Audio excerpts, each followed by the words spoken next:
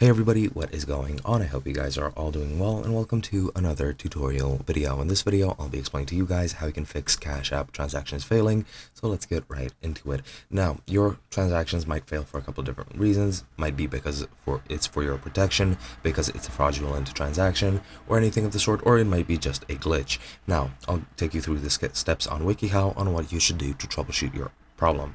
Now, what you need to do first is verify your balance. Make sure that you have enough money to do that transaction, since if you don't, the transaction will fail by itself and you won't be able to send or receive the money. If you're falling for a scam, do contact support to get your money back and possibly cancel the transaction before it's actually done. Other than that, you should try updating the app. That might fix the issue. If there's a new update, you should do it. If a new update broke your app, then you can try downgrading by downloading a file to install it manually, and that should fix your problem possibly. Other than that, you need to verify your account, make sure everything is good with your verification so that you have access to higher limits and to actually send or receive money.